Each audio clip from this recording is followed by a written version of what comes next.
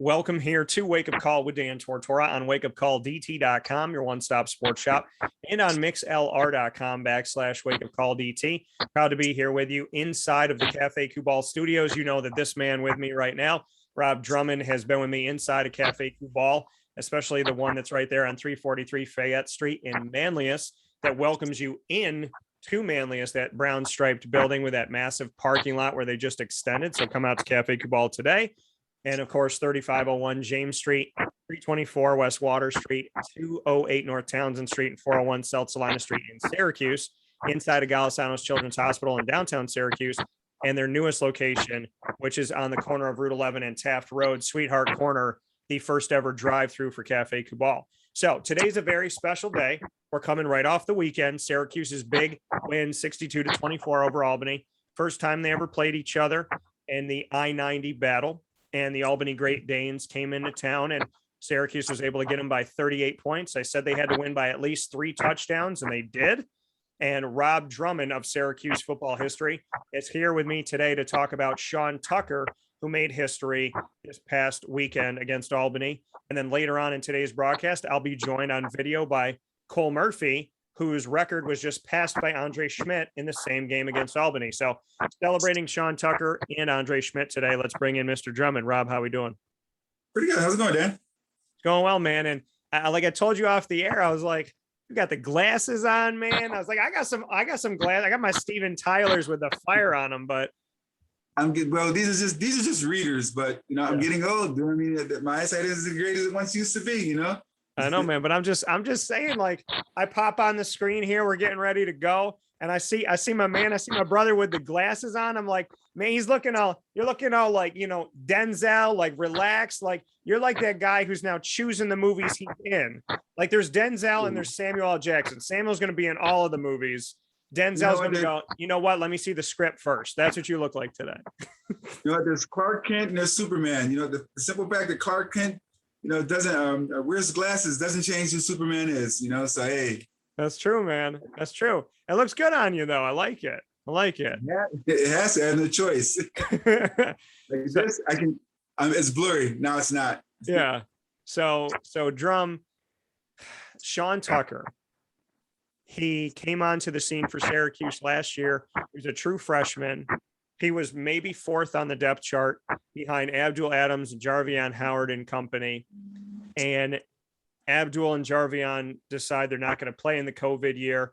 And Sean Tucker gets a try because, they have to. Essentially, they had to figure out who their starter was going to be. So he gets put on the field and gets an opportunity. And not that he didn't work for the opportunity, but it was kind of like up in the air. And then last season, we saw him have 3 100-yard rushing games, at least 100 yards in a game. And now this season, as a true freshman again, a second-year true freshman due to COVID, getting a free year, he started off this season having 100 yards rushing in 2 out of 3 games, 181 in the road win open the season against Ohio, which is the most he's ever had in a single game. That's a new career high. And then in this game against Albany, he had over 100 yards rushing and 100 yards receiving for the first time in his career. The man's been setting all types of records really young here. What are your thoughts on Sean Tucker? You know what? A very, very talented young running back. You know what? Going to the game on Saturday, the one thing I noticed about him is that he's a patient runner.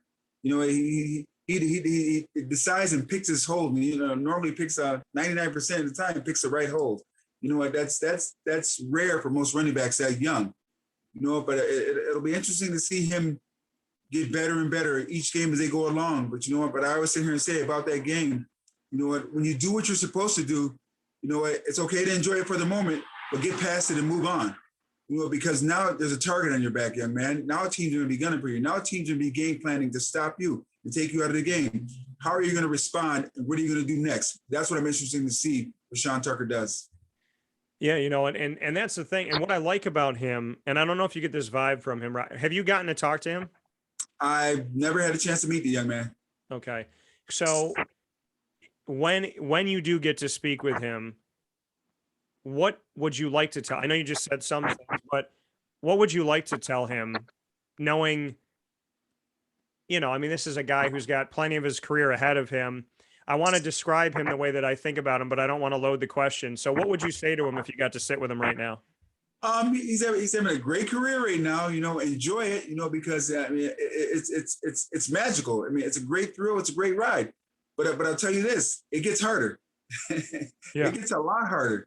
When they start knowing who Sean Tucker is, it's going to become, damn near impossible. How do you overcome that? Do you sit there? Do you sulk? Do you moan? Do you groan? Do you complain? And all of a sudden your career goes nowhere? Or do you just sit out there and work harder, try and figure out, try and understand and get better? So the ball is in his court, but it's definitely going to get harder, but enjoy it for the moment. But that's just what it is right now. You have to go out there and approach it each and every single day and get better every single day going forward. As long as he doesn't rest on his laurels, as long as he doesn't leave the press, clippings and hype and everything that's about him right now, he'll be fine. As long as he goes out there and work hard. And from what I've been told about this young man, he works harder to get better every day. He'll be fine. How did you overcome it when people were gunning for you on a team that was winning all the time? How did you overcome the target on your back when people started to know who Rob Drummond was? That's just it. We were winning all the time. Keyword there, winning all the time. But for me, I was super versatile. I mean, I was an adequate runner. I was an adequate receiver. I was an adequate blocker. And I say adequate, meaning I was a lot more talented than that, but I say adequate, to keep my humility. But I always put myself in a position to be an athlete to where I could help my team win. I didn't care about the stats. I didn't care if I rushed for 500 yards and we lost a game, so what? If I rush for 2,000 yards in one season and we have a 1-10 or a 2, or a 2-9 season, what does it all mean? I was about winning championship and getting those rings and getting those banners and everything put up, not about my individual glory. And great players understand that. Look at Michael Jordan. He won. He was a great player, but he won championships. I mean, Joe Montana. Look at Tom Brady. Tom Brady's putting up crazy stats, but also Tom Brady's winning. Tom Brady's about what? Super Bowls. At the end of the day, he'll go down in history as one of the greatest passers ever in the NFL, but he's more proud of, I tell you right now, of winning those championships and being on teams that were always good. Yeah, you bring up a good point. Sean Tucker was a bright spot to some people, maybe one of the only bright spots in a 1-10 season last season. When he's doing that well on a team that's not as a whole, how do you view that when you see Sean Tucker doing his job, but the people around him, like the team just wasn't winning, be it coaching, be it offensive line blunders, be it play calling, be it plays breaking down, be it quarterbacks not surveying the field or a defense, defense missing something. When Sean Tucker's doing so well and the team's not, how do you see that when we look back on it and say, he had a good season, but they didn't? It's just, it's hard to say, man. I mean, like, take Barry Sanders, for instance. Barry Sanders, in my opinion, is the greatest running back to ever play in the NFL. Yeah. Barry Sanders doesn't get the notoriety that he deserves because he was on a horrible team. I mean, the Detroit Lions, we both know they were a terrible team. Calvin Johnson, the same thing, probably one of the top 5 receivers that ever played in the NFL. But he doesn't get the notoriety of being like that elite player because he was on a horrible team. So it's tough to say. I mean, I'd rather you take all the stats away from me and give me championships, because championships mean more. Because football is not, a sport like tennis, a sport like golf, where it's all about the individual. Football is about every single player in that team. Tom Brady, as great as he is, needed a cohesive group of guys around him. Joe Montana, as great as he was, needed a cohesive group around him. Emmitt Smith. I could go on and on and on with the names of players who were great players, but we're on good teams or bad teams. So I was fortunate enough to be able to put myself in a position to be on teams where I had talented guys around me, so we won all the time. Yeah. But I can look back and to the point where at Syracuse my sophomore year, where they moved me from running back to wide receiver, because they wanted Harold Gaden to play, and I understood, Harold was a 5th-year senior coming back and I was a sophomore, but at that point, I mean, I felt that I was the best running back on the team, and I let them go through the trials and tribulations of understanding that starting off 0-4 had nothing to do with me because I was out playing receiver. And when they moved me back to running back, we finished the season 4-1. The next season, you always talk about it, the 11-0 season. Yeah. He needs to start a running back. So, for me personally, it's never about stats because, records can always be broken. You can never take my championships away from me. Speaking here with Rob Drummond of Syracuse Orange Football History, we're celebrating Sean Tucker today. And I asked Rob to be a part of today's show inside of the Cafe Football Studios on Wake Up Call. He's a part of so many things I've done over almost a decade now. He's my brother. He's someone that, I would do anything for. And having you on the show today, Rob, I chose you because what I tell people all the time, it's literally within the first two sentences. When I talk about Sean Tucker, within the first two sentences that come out of my mouth, I say, he reminds me of Rob Drummond because he's a lunch pail kid. He's a blue collar guy. He's got that expressionless face. And when he's being interviewed in the media, he's sitting there humble, kind of just, he wants to go to work. He wants to do his job. I think he wanted to play like January 1st. He wanted to be on the field playing a game. He built up his body. He's strong. He's muscular. He's added to it. But I just consider him what I call a lunch pail kid.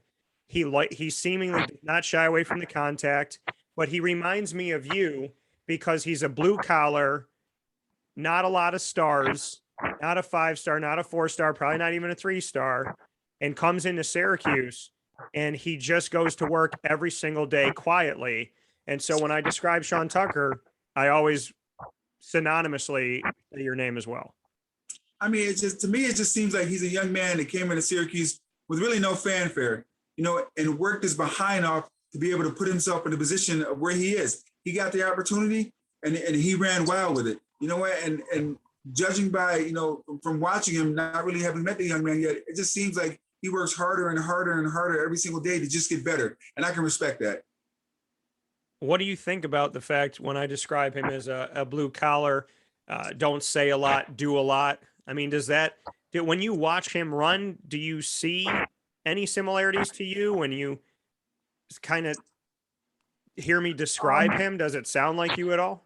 It's hard for me at 6'4" to describe myself to somebody who's under 6 foot. I mean, these running backs nowadays aren't my height and my size, So it's funny, but I said his heart, his desire, his will to try and make others around him better. I mean, do see a lot of qualities in him that I see in myself. But it's just, he wants it. It seems like he wants it more than every single person at every single play. And you can tell that by how he finishes plays. It's not how he starts them. It's how he finishes them. And he finishes every single play. And a lot of running backs don't do that. No. And Wake Up Call inside the Cafe Football Studios here with Rob Drummond in a special hour one of Wake Up Call for this week. Speaking on Sean Tucker with a Syracuse football running back alum, speaking on a current Syracuse running back, something that we are doing here on the show, and we'll do it in hour two when Cole Murphy, a former Syracuse kicker and alum of the team, talks about Andre Schmidt, a current kicker who just broke his record of field goals made in a career at Syracuse. So, Rob, going and looking at what Sean Tucker did in this game, he had 121 yards receiving and 134 yards rushing.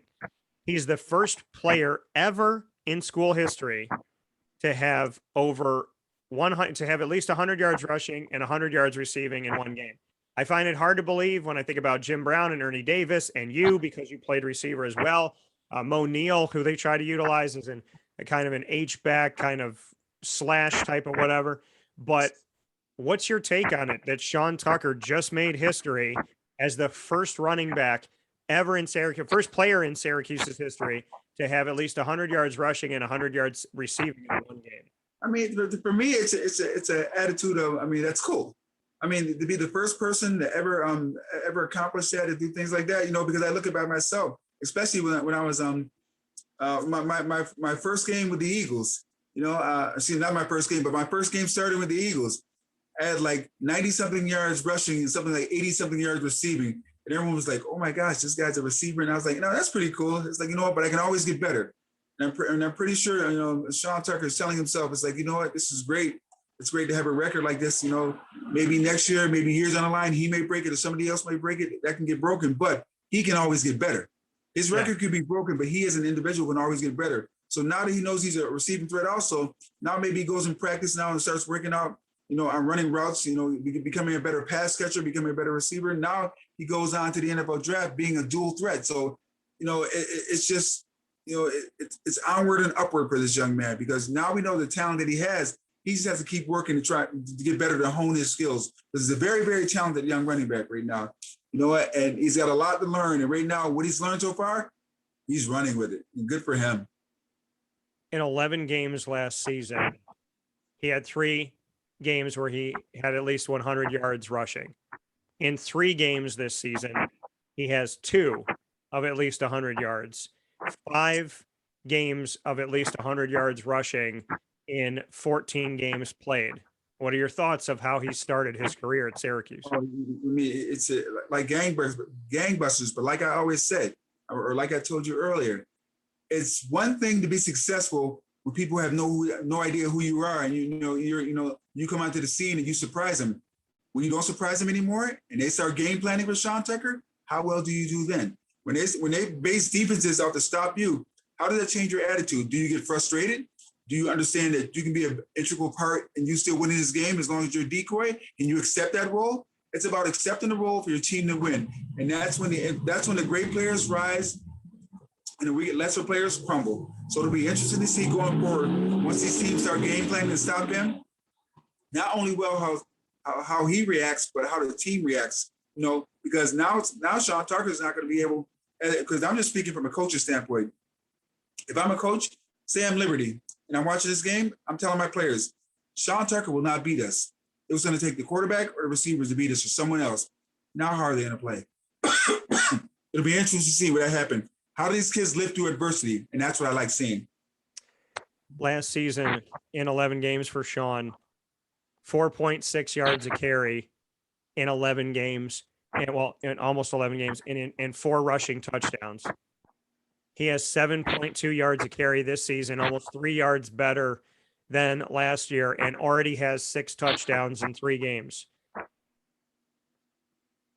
To go with that, in 2020, as a true freshman, he caught 8 balls for 113 yards. This season, in 3 games, he has 7 catches already, 1 away from tying all of last year, has 148 yards, which is more than he had all of last season combined. And he has a touchdown, his first ever receiving touchdown, which came against Albany.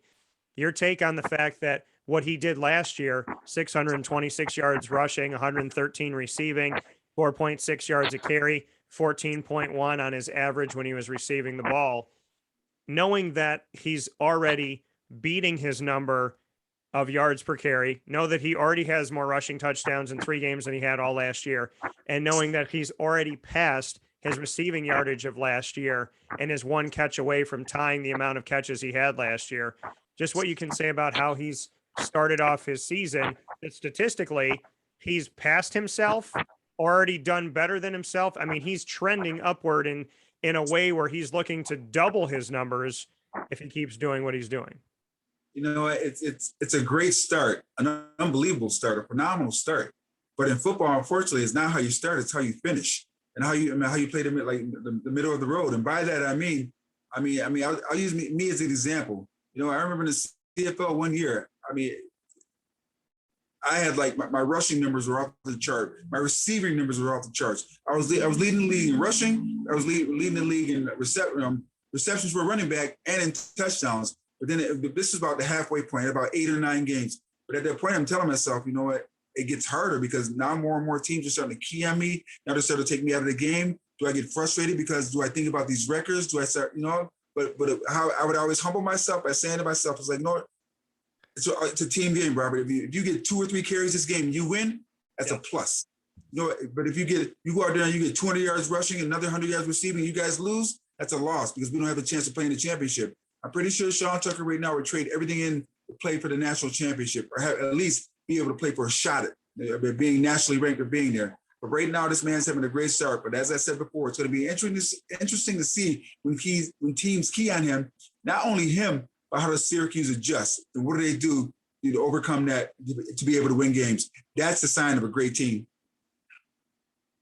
Seeing his success statistically that I've mentioned throughout the show this morning, knowing that he's done it with an offensive line that has struggled, knowing that he did it last year with an offensive line that at one point was the worst in the country in sacks allowed. Does that make it even sweeter and even better for you as a running back to know that Sean Tucker is running so well, despite the fact that he's been on a line that has consistently struggled? You know, I'm just happy that the young man is having fun. You can see it in his facial expressions. You can see it in his body language and everything. You know, he's out there having fun. You know, I'm not privy to being in their locker room or being around those young men, so I can't understand the dynamics and the makeup of how they feel towards one another or what they think about it every day. But I can try and understand. You know, I can kind of understand because I've been in it before. But these kids are having fun right now. You know, it's only 3 games into the season. I mean, like, please. Last week, Syracuse was the worst team in the world, according to all the pundits and all the people out there after that loss to Rutgers. But all of a sudden, after one game, you know, they're world beaters again. It's like, make up your mind. Either you like Syracuse or you don't. You know what? Don't be with them, you know, when they're good, you know, and then be against them, you know, when they're bad. You know, that's football. That's just like life. You know, I'll always support my Orange and always wish them well. But it's like, you know what? I'm going to be critical. Because I'd be critical of myself as an athlete. You know, if they did something wrong, I tell you they did it wrong. If they did something right, great. But don't rest on your laurels. When you're hoisting that, you know, national championship trophy, you know, come sometime in February or late January, then you can rest on your laurels. But until then, keep working hard, keep doing what you do, and do the things that are expected. One game at a time. You were supposed to win this game, and you did it convincingly. You proved to everybody. You are the team you can be. Now do the exact same thing next week. One game at a time. One down, one to go. Is the motto we had when we went 11-0. Take it one game at a time. You said, and Rob Carpenter and Duke Pettijohn, when we were sitting on the couches at the Wildcat Sports Pub going into the Rutgers game, you said that you look at it as a stat game. Oh, 1,000%. Albany's not even in the same class as Syracuse. So with Albany being a stat game, should Sean feel good about what he did against a team that they were supposed to obliterate? I mean, does this game have meaning, even though it was like, does it being Albany take something away from what he did in this game? You know what? As players, you know, we have no say in who they line up against us. I remember the year, like in '87, we played Colgate. Colgate was no match for us. We ended up blowing them out 60-something. I think they scored a couple touchdowns, whatever. But we're like, it's not our fault. It's like, you know, it's like we're going to play against whoever they line up in front of us. You know, if you're good, you'll withstand it. If not, you're going to get blown out. So all the players can do is just go out there and play to the best of their ability each and every single time they walk into the field. We let the organization and the school and everything decide who we play. I don't care if it's Albany. I don't care if it's CBA of Syracuse. We're going to play who they put in front of us. And if we beat on you, we're going to beat on you. That's how it should be done. So, yeah, I'm proud of what he did. He did what he was supposed to do. That's a professional. Now, and the other thing to note when people say, oh, well, he did it, but it was against Albany, or they won, but it was against Albany, I want to bring people back to Albany's a Division I AA FCS team. I want to remind you that not too long ago, Syracuse played a Division I FCS team in Villanova and barely beat them in overtime. So what Sean Tucker did, for someone to say, well, it was just Albany, a few years ago, no running back ran for 4 touchdowns and then had a 5th one receiving. Nobody did that against Villanova. And it took overtime to beat Villanova. So I think, you know, like you said, Rob, whoever they put in front of you is whoever, but I don't think you should take anything away from Sean Tucker. I don't think anybody can or should, because of the fact of who they played, because Syracuse not too long ago was playing inferior talent and they were almost losing, or they were losing. Yeah, I mean, a young man should be proud of what he did. Football is football. You know, you got 11 guys on offense, 11 guys on defense. You're out there tackling, you're out there blocking, catching balls, throwing passes, you know, getting knocked down. It's football. You know what? But here's the thing. How did this young man live through adversity now that he has a target on his back? Because now defenses are going to be designed to stop him. How's the mental psyche going to be after that? Now that they're stacking the box so he can't run, what's he going to do now? You know, does he accept the role of being a decoy so his team can win, or does he get frustrated because he's not getting the ball and getting the yards anymore? No, that's being a good football point. player, especially a running back, a quarterback, or a receiver, somebody touches the ball, it's all about your mental toughness, because you can get frustrated and it makes your team work, or you can accept the fact of a different role, not for the season, just for that game, but your team wins. I accepted that my entire career every single time. I wanted my team to win. And I think this young man has the same attitude. He's still going to be talent and have flashes, but with teams stacking the box and trying to stop him right now, until things open up outside, it's going to be tough for him. So it'll be interesting to see how this pans out going forward, because Sean Tucker is not just a Syracuse household name, it's a national name now. And people know about him, and these coaches know about him. Yeah, and I do want to make a note here. I said inferior talent when I was talking about the FCS. I don't want to say that word. I will just say a different division or a different level, but I don't want to say inferior because I respect everybody at every level. But they're not in the same class as Syracuse. Not in the same class, yeah. No, but I don't like the word inferior, so I want to correct that on my part. But in this game, like you said, Sean Tucker's not just a household name in Syracuse, now he's a national name. He becomes a national name by something I asked him about after the game. He scored 4 rushing touchdowns in one game. He had 5 overall, including the 72-yarder where Garrett Schrader went short to him and he just jetted down the field. Sean Tucker's 4 rushing touchdowns are second ever in Syracuse history in a single game, behind only Jim Brown, who had 6 in one game. What are your thoughts about the weight of a statement when you played there, Ernie Davis, Joe Morris, Larry Zonka, Floyd Little, and on and on and on and on and on, that now it says Jim Brown, 6 rushing touchdowns in a single game, Sean Tucker, 4. He is second in the history of Syracuse for that. I mean, it's an honor, but it's like, fortunately for me, my job at Syracuse is done, and I can look back on it and be like, that's pretty cool, because as you know, I mean, I'm 3rd in yards per carry rushing in the history of Syracuse behind the great Jim Brown and Ernie Davis. And for me, because I'm done with my career now, that's a huge honor, and I can reflect and look back on it. And for this young man, it's something right now. It's just that, he could have that positive mindset. Possibly one game I could break it, but you don't go to school. Well, I didn't go to school to set records. I went to school to try and put myself in a position to win a national championship, because that, or for us, it wasn't. It was just trying to go undefeated. I mean, that's a huge accomplishment within itself. So records are always cool when you're old, like my age now, to go back and look at. But for right now, when you're playing, there's so much more for this young man to do. So much more he needs to learn. So much more he needs to get done.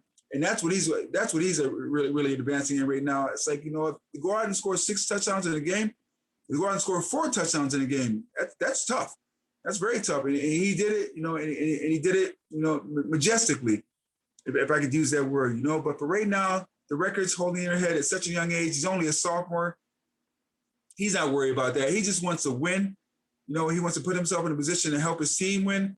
And no one, they were 1-10 last year. I'm pretty sure that sits bad with him. They don't want to go 1-10 this year. I'm pretty sure these kids want to make a bowl game. At least prove the pundits wrong. Yeah, and seeing what he did in this game too.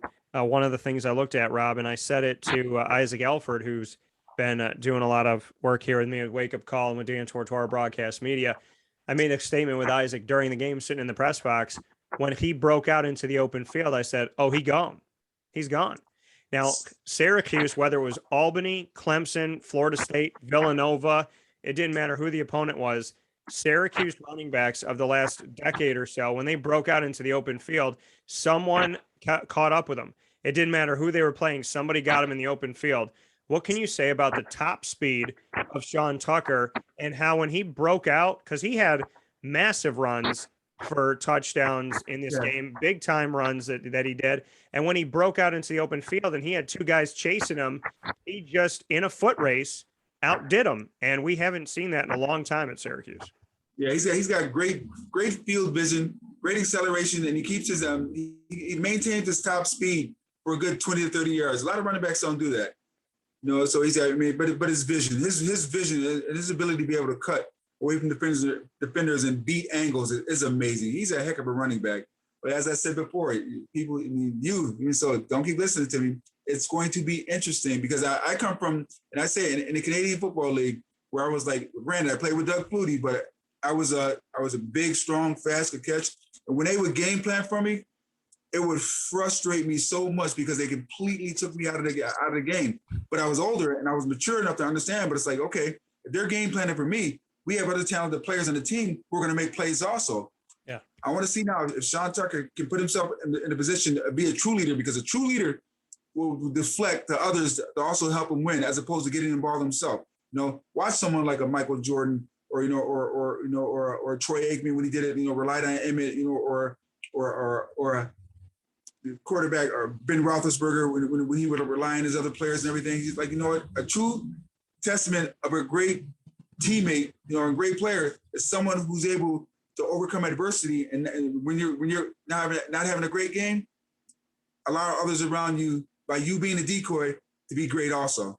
That's the difference. Because I'm telling you right now, for the rest of the season, because I said, if I'm a defensive head coach, I'm sitting there saying to myself, this young man is the most talented player in the Syracuse University football team on offense. This young man will not beat us. No one's taking Sean Tucker out of the game to see what Syracuse would do. Rutgers kind of limited him, but when teams start stacking the box and limiting him, that's when I want to see how this team responds. This will tell me a lot about the Syracuse University football team, how they respond when their main weapon can't get off. It'll tell you a lot about Syracuse. It'll say a lot about the coaching staff, and if they're prepared for stuff like that. It really will. You have to be able to beat teams in other ways other than your main weapons. You do. For good. Saban knows how to do it. Dabo Swinney knows how to do it. Yeah. The great coaches understand how to beat teams if they take your primary weapon away.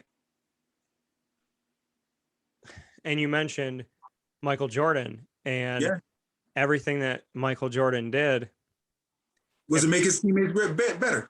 Run, the thing is he didn't score 103 points. Yeah. He might have got 50, but they needed the other 53 from everybody else. Yes. And people forget Steve Kerr in the corner. And that was the difference between LeBron and Michael when I heard them in a press conference. Is LeBron beat Toronto. There's like 3 seconds left on something ridiculous time left on the clock. And LeBron's like, he's like, well, I practice this all the time and I brought the ball up, and I was dribbling and I know I can make that shot. And I took the shot and I got it. And all I heard for 15 minutes was LeBron. But Michael Jordan, what did he say? He got mad at the media one time. He goes, like and I'm paraphrasing, but he was talking about the game and he goes, what about Steve Kerr in the corner? He goes, if I didn't have Steve, he didn't make that big time shot, we don't win. So you have to be able to say, okay, if they're going to stack the box, well, then I have to have a quarterback in DeVito or Schrader that I can trust to get the ball out to Luke Benson, to have it to Maximilian Mang, to have those tight ends be utilized in that type of situation. Or if they're gunning for Sean Tucker, to have a split back situation and bring out Abdul Adams, bring out Jarvion Howard, bring out Cooper Lutz, and use it with somebody else. Or when they come and stack the box, that I'm sending guys down the field that I trust to get the ball to. Syracuse has weapons that are not named Sean Tucker. So you're 150 million% right that yes, he's talented and yes, he's good, but there are no excuses because there's not a team in football that's gunning for a championship that would be like, oh no, you took out my one player. Well, I quit then. Yeah. You better have 10 guys that can pick up that spot. Yeah. And that shows the adversity, and the moxie, they say, of a football team. If you can take their best player out, can you still win the game? Can you still go out there and find ways to get it done? Their best player, and your best player has to be able to accept that. Yeah, it's all being humble. It's not always going to be me. Like I said, I'd rather rush for 5 yards and get a win than rush for 500 and get a loss. We look at this with Liberty coming up, Rob, and you said obviously Liberty is watching Sean Tucker and they're going to be prepared for him. Last year, when Sean Tucker started off the season and against Pittsburgh and was 4 carries for 23 yards, 5.8 yards a carry. Next game against Georgia Tech, the only win of the season, 37-20 at home, the first home game, 24 carries, 112 yards, 4.7 yards a carry, 2 touchdowns. Then he had Duke where he went 12 of 53, 4.4 yards a carry. When Liberty had those 3 games of film on him, and granted they have more film now, But when they had Yeah. those 3 games of film on him, he still ran for 21 times for 111 yards, 5.3 yards a carry. Now they kept him out of the end zone, but he had 21 carries for 111 yards. What are your thoughts on the fact that, like you said, Liberty is going to be focusing on him like the rest of the nation will, but he's already had success over them. And when he played Liberty, it was the second time in his career he ever had a 100-yard game. You know, I never in my career, even with me, because I started as a freshman also, did a defensive coordinator coordinator take me as a freshman seriously. You always say to yourself, okay, they're talented, but nah, they really can't hurt us. So when Sean Tucker did that against him last year, they're like, okay, he's good, but a freshman is not going to hurt us. Now they see how much more talented he is. Now they're paying a lot more attention to him. You have to understand, I mean, I've sat in thousands of meeting rooms. We sat there in game plan. We game planned against Lawrence Taylor. I remember distinctly my rookie year. You know, who was our coach? Was Jim Fossil? No, Fossil wasn't there. I forget who our offensive coordinator was. But he sat here and told us, it's like, you know what, wherever Lawrence Taylor lines up, we go the opposite way. So we had plays where called check with me. And we would get to the line and Randall Cunningham would sit there and be like, you know what, check, check, check. And we would call a play wherever Lawrence Taylor was at, the play was going the opposite. That's how much respect you gave Lawrence Taylor, because at that time, you knew who Lawrence Taylor was. Ronnie Lott was the same way. Deion Sanders was the same way. Wherever they were at, we're going opposite. You know, but a lot of other defensive guys didn't get that respect. Sean Tucker's going to get that respect now. Where teams going to be like, you know what, we need to stop him. Because think about it. If you stop Sean Tucker, who else is going to explode? Name them. Who? Well, their hope was that Abdul Adams was going to step up. Jarvion's had some big plays, but he hasn't been consistent. And Cooper Lutz hasn't had as many touches. I'm not knocking those guys, but I'm just saying they haven't proven it on film yet. Yeah. They're going to have to prove to me as a defense coordinator that they can beat me. I know Sean can. He's shown me he can. So I'm going to take him out of the game. So now one of you other guys has got to step up. If you do, okay, you know, I mean, I gambled and I lost, but I mean, I know a sure thing is I shut him down and you're going to have a tougher time beating me. So here's the question. Why doesn't Dino have a split back situation where they don't know where the ball's going? And why doesn't he just run Sean with a combo mixture of Abdul, Jarvion, and Cooper against Liberty? You got to ask Dino that. I have no idea. Like I said, I'm not there. I don't know. But don't you think that would be a better decoy? Oh, 1,000%. You know, I mean, it's just, I mean, all Sean Tucker's the only one in the backfield. All eyes are on him. Yeah. I mean, for some reason, it just seems they want to go fast. It's like, okay, fast ain't been working.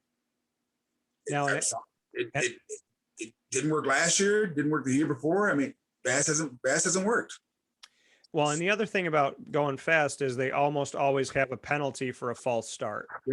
Yeah. So my question to you, speaking here with Rob Drummond, Syracuse Orange football alum, speaking and celebrating Sean Tucker in hour number 1 here on Wake Up Call with Dan Tortora, following a record performance by him. And in hour 2, Cole Murphy and I will celebrate a record performance by another kicker in Syracuse history, like Cole, Andre Schmidt. So 2 very special pieces of Wake Up Call together today. And we appreciate you being here on Facebook.com/WakeUpCallDT, Facebook.com/LiveNowDT, as well as on YouTube.com/WakeUpCallDT. Rob, not only did Sean make history, but Syracuse as a team made history in a horrible way. Syracuse tied themselves for the most penalties that they've ever had in a single game with 16, and their penalties costed them 164 yards of offense. For those of you playing the home game, that's almost a field and a half that it cost them. That's the length of the field plus more that it cost them there. So that's a full field touchdown, and then tack on more onto that. When I tell you 16 penalties, 164 yards, I heard a face mask more times in that game than I think I've heard with teams I hear like 1 a game, maybe 1 every other game. I think there was like 6 in that game. Face and you know, Albany had some too, but to know that Syracuse tied themselves for the most penalties ever in their history in a single game with 16 and gave up 164 yards of offense, and 2 penalties on the same drive gave up 10 points They negated a touchdown receiving and negated the original field goal by Andre Schmidt from 43, where he had to make it from 48. So they lose 10 points, 164 yards, potentially more points off of that, and tie themselves for the worst day ever in penalties. We said it before that, okay, Sean Tucker's playing Albany. Does it have the same meaning? Well, when you're supposed to beat a team like Albany and you're Division 1A and they're Division 1 AA and they're a step below you, what do you think about the fact that not only did Syracuse give up 164 yards in penalties and have 16 penalties as their worst in their history? Again, they've now done it twice, but the fact that they did it against a team they were supposed to have no problem with, and this is a team they gave up almost 20 penalties to. That's a little troubling for the simple fact of throughout my career, I've always understood penalties to be just, discipline. And an undisciplined team makes a lot of penalties because that's something you learn, you rehearse, you practice all the time. So to make that many penalties, make that many mistakes against a team that you're more dominant than, it's not good. It's just a sign to me. It's just being an undisciplined team. And as I said before, I told you when we did the show a week ago, that when I approach a game like this, and you mark it on your calendar, games are going to be tough. Games that you're more dominant, you're more talented than an opponent. Let's be real. Syracuse, on paper was way more talented than Albany. And that's a game we used to call in college, a stat game. So and I would always say, what? I wanted to go out there and I always gave 110% effort all 4 quarters. But I would always say to myself, it's like, we're supposed to blow this team out. So let's go out there and by halftime have blown them out so much that all of our other players can get a chance to play. Because you always want to see your backup play because, again, it's all about the team. It's not about one individual. It's a team game. It's called football for a reason because it's a sport with, they got hundreds of players in these college teams, but all your players, these are all guys you go to class with, you go to practice with, you go to study table with, you eat breakfast, lunch, and dinner with. So these are your brothers. So you definitely want to see them play. If you can beat a team and get out of the game, because it's not about me going out there and get my stats. If we can possibly have a chance to be able to be one of those 4 teams, be able to play for a national championship, that's the ultimate goal. What's the ultimate goal in college sports? To make it, to win a bunch of records or to win a national championship? Yeah. Right. The ultimate goal is to win a national championship. Right. It is. Yeah. And seeing the fact that, kind of looking at the juxtaposition of Sean Tucker did all this stuff. Is it good? I say, yeah, it's good against anybody. Well, it's not Clemson. Yeah, but Syracuse wasn't doing this against the Albanys of the world in the past. But then to give up. You what? He can't decide who they right. schedule for him to play. Well, he played full throttle. He played full throttle. And you know what? He's got to play the exact same way against Clemson. That's who they put in front of him. Oh, well. And that's the thing is, but it's the same thing you could say about anybody. Did Travis Etienne play less when he was playing? Did he give less when he was playing Citadel? Did Dalvin Cook give less when he was playing FIU? Yeah, no. You know what I mean? It's like you still want to run and you want to get after it and you want to build that. You want to build that momentum. You want to build that confidence. But the juxtaposition of somebody saying, well, okay, he did it against Albany, but then Syracuse did it against Albany with those penalties. Like you said, it comes down to, coaching, discipline, and whatnot. How concerning is it for you that Syracuse won this game by 38 points, but they also left more points on the field and they had 16 penalties? How concerning is that for you? 6 years in, or 5 years plus into Dino, 5 years and 3 games into Dino. How concerning is it? The undisciplined, is a little concerning, but the simple fact they left points on the board and things of that nature, it's like, the mindset could be like, as I said before, they knew this was going to be a stat game, and they probably, I won't say they took them lightly, but mentally they probably did, and once they realized they were much better, they started getting lackadaisical. So it can, it's, as I said before, I'm an outside looking in, so it's hard for me to say. All I can base it off is from my experience, and professionally and collegiate, I have 20 years of experience. So I can tell you, in games where we made a lot of mistakes, it's like, we knew we were way more talented, we were being lackadaisical. If you just go out there, and that's why I had the mindset of approaching it. It's like, give myself to halftime. I'm going to work as hard as I can, be as precise as I can till halftime. And if we're as good as I think we are, by that time, the score should be a blowout. And then I can rest the rest of the game and my other teammates can come in. If all we could ever do at Syracuse, when I was playing, all Syracuse could ever do, current team, is take care of who they are. They can't worry about the other team. All you can do is take care of them, cut the mistakes out, go out there and work hard every single play, run the plays to the best of your ability, get on the field, score, and get off. Let your defense give you the ball back and keep doing that. You keep doing that, you'll be fine. You'll do what we did. Defense. And you what? What are you going to say? I was going to say, and by do what we did, I mean possibly going 11-0 and possibly, playing on New Year's Day or playing for the national championship, they possibly could be. Syracuse Orange Talk with Rob Drummond, good friend of mine, great friend of mine, brother of mine, and speaking on the success of Sean Tucker and Syracuse football in general here on Wake Up Call with Dan Tortora inside of the Cafe Football studios. I want to give a proud thank you to all of the wonderful businesses that we get to work with, all of our wonderful partners here in the Central and Upstate New York community. Before we let Rob go, I do want to give a special thanks here to Cafe Kubal, Carvel DeWitt, Mon Pa's Kettle Corn and Popcorn Factory, the Wildcat Sports Pub, Chick-fil-A Cicero and Chick-fil-A Clay, the Lemoyne Dolphins, the Millhouse Market, Honda City of Liverpool, Avicoli's, Canine Camp Dog Daycare, PB&J's Lunchbox, Canine Campground Dog Boarding, Pizza Man, Victory Sports Medicine and Orthopedics, Progressive Dental, and Mother's Cupboard. Rob, defensively, Cody Roscoe, a backup defensive end behind Josh Black and Kingsley Jonathan, has come onto the scene this year. He ended last year good, got a sack in one of the games later on. And in this game, he shows himself with 3 sacks in the game, 3 solo sacks in the game. Syracuse has 8 sacks on the day. We see Terry Lockett get a sack. He was the torchbearer for the incoming class. And so in his freshman time here, has already gotten his first career sack. Marlo Wax Jr. in his second season with the team's got a sack. Curtis Harper had a sack. Stephon Thompson had a sack. And then we saw one from Josh Black as well, and 3 from Cody Roscoe.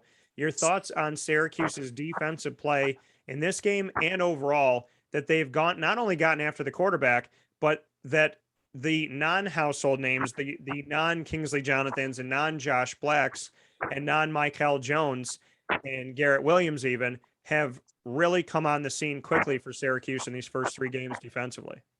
First 3 games, the defense have played well. They played like they're capable of playing. They played to win.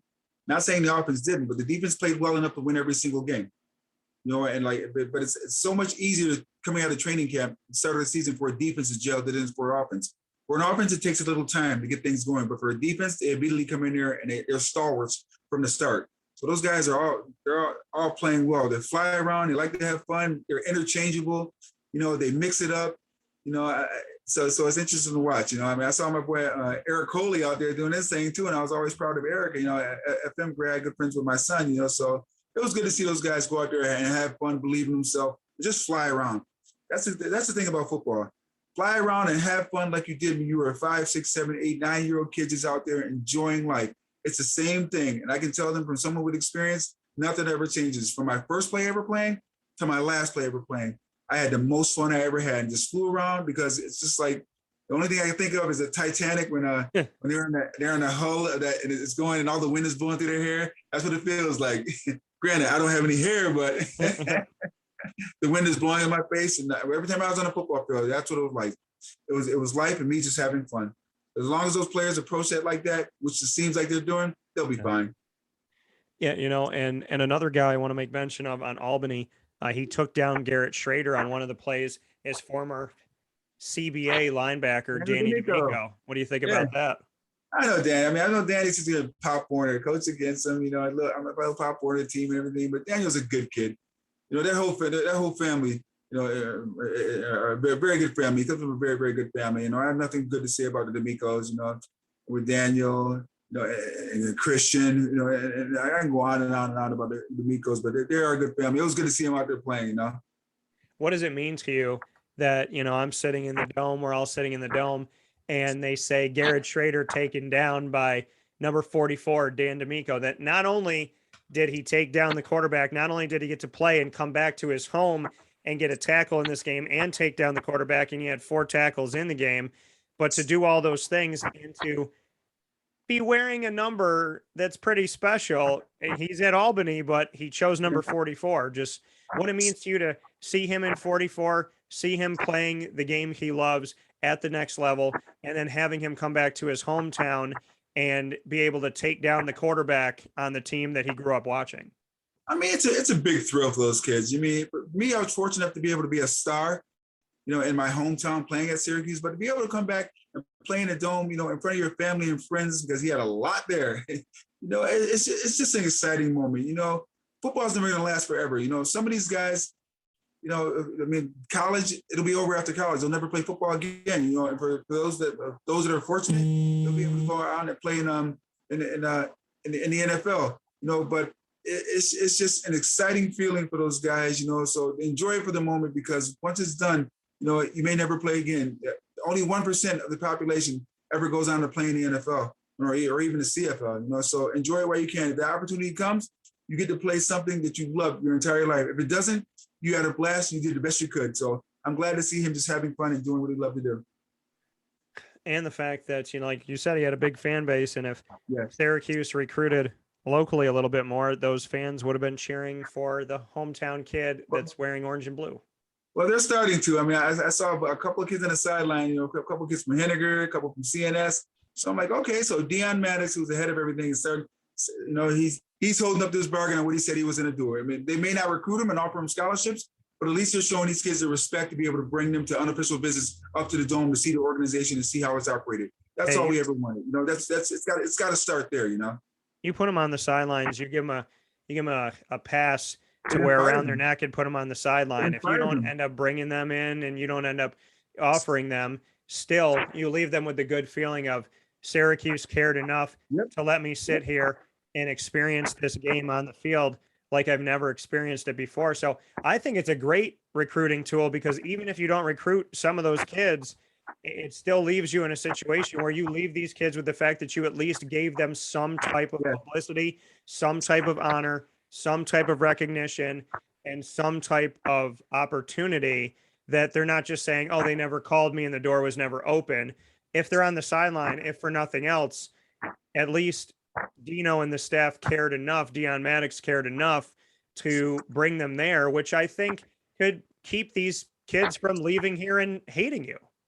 I mean, it just inspired these kids to understand that they're appreciated by their hometown Division I football team, and that now, if they're Syracuse watching me, I need to go out there and work harder. Some of these kids rest on their laurels and they think that they're much better than what they really are. But then once a school shows interest, you're going to work harder to get that much better, because now you can't make any mistakes.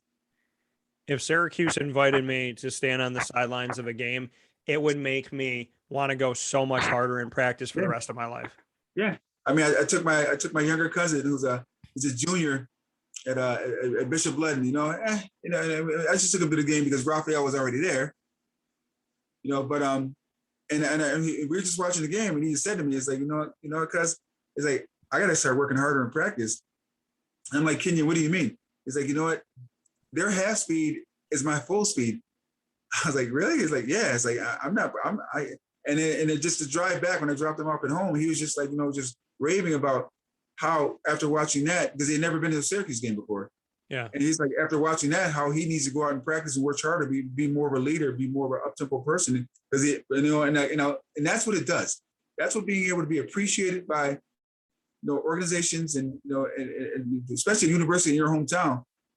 It's what it gives these kids. It inspires these kids to understand that if they work hard, they do better. They may not get that Division I scholarship, but at least you appreciated me to know that you could inspire me. It's about inspiring these kids to do better. And that's all I wanted Syracuse to do. Yeah. So hopefully things continue to go for Sean Tucker in the right direction and trend upward, and with the team and with local recruiting. Rob, last note here. It's talked about all the time. The question of, is it retired? Is it unretired? There's paperwork with it and whatever, but what is it and what is it not? Does Syracuse, if he continues to do this, now granted, remember, Sean Tucker ended last season against number 2 Notre Dame in the nation on December 5th by running on the road for 101 yards on the ground against Notre Dame with a touchdown, 4.4 yards a carry, and his second most attempts of the season with 23 in a game. He had 8 of 9 games. He had at least 4 yards a carry, and he carried the ball over 100 yards against Georgia Tech, Liberty, and at Notre Dame. If Sean Tucker continues to trend upward, does Syracuse consider bringing out 44 and saying, you earned it?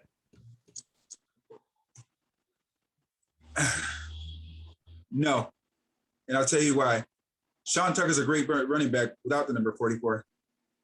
Why would he want to be in somebody else's shadow? I mean, no disrespect to those who've taken the number who won it afterwards, but it's like, I can't speak for the man myself, but he's made a name for himself without that number. Why attach more stigma to this young man? It's like, he's doing a great job. Okay, so say he gets the number 44, and say they go 2-9, and 1-10 again. All right, we had great Sean Tucker, number 44, but his teams weren't that good. Man, I just believe in people making their own legacy, doing what they want to do. If he came in with the number 44, great, but let him make his own name for himself. Why does Sean Tucker have to be associated with Jim Brown, Ernie Davis? I mean, it's great, but that's a lot of pressure. Yeah, that's a lot of pressure. Oh, and he's doing a great job by himself without that pressure on him. Don't put more pressure on this young man. Just let him go out there and be great. Joe Morris is a all-time leading rusher in the Syracuse University history. He wore number 47. Larry Zonka, one of the greatest fullbacks to ever play at Syracuse University, he wore number 39. So let him go out there. Rob Drummond, career yards per carry behind Jim Brown, and only Jim Brown and Ernie Davis wore number 36. I respect the fact that I can be attached to Jim Brown and Ernie Davis in records, but that's where I want to keep it. I don't want to be attached to him with numbers. I made a name for myself using my own, I didn't have to rest on their legend. Sean Tucker wants to be a legend because of Sean Tucker, not because of someone else. And he'll do it with number 34. And I respect that. That coming from Rob Drummond. As always, Mr. Drummond, I appreciate you. There's no better person I could ask to celebrate Sean Tucker than a guy that he reminds me of. So inside of the Cafe Kubal studios, I want to thank Rob. I want to thank you for listening in our second part of our special with Cole Murphy, talking about the guy that broke his record, Andre Schmidt, in the same game against Albany. Coming up next, where sports meets life. You're on Wake Up Call with Dan Tortora, youtube.com/wakeupcalldt, facebook.com/wakeupcalldt, and facebook.com/live-now-dt, as well as go to wakeupcalldt.com and internet streaming radio on mixlr.com/wakeupcalldt. Drum, as always, thank you for all that you do, and thank you for making your legacy your own way. All right, Dan, take it easy.